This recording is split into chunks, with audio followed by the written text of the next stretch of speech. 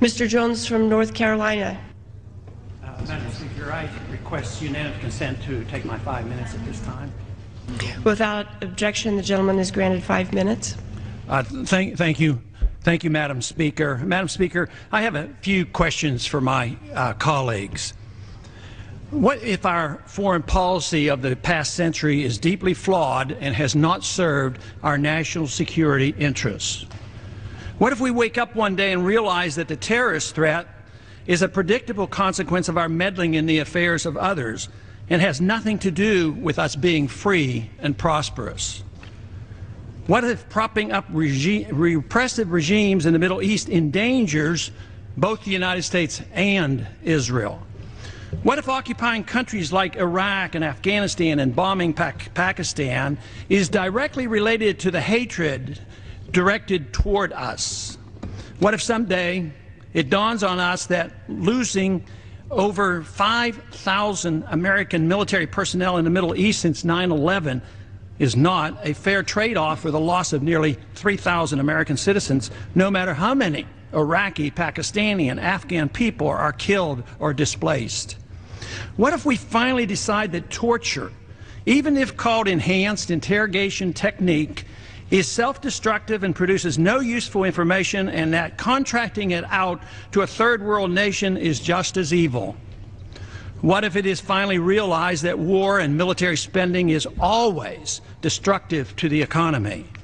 What if all wartime spending is paid for through the deceitful and evil process of inflating and borrowing?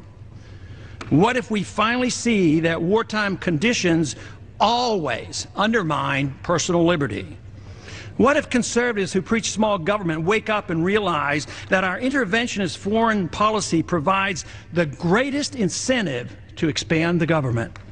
What if conservatives understood once again that their only logical position is to reject military intervention and managing an empire throughout the world? What if the American people woke up and understood that the official reasons for going to war are almost always based on lies and promoted by war propaganda in order to serve special interests? What if we as a nation came to realize that the quest for empire eventually destroys all great nations? What if Obama has no intention of leaving Iraq?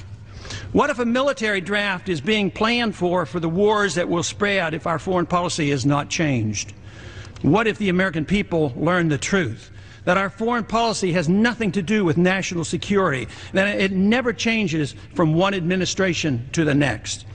What if war and preparation for war is a racket serving the special interests? What if President Obama is completely wrong about Afghanistan and it turns out worse than Iraq and Vietnam put together?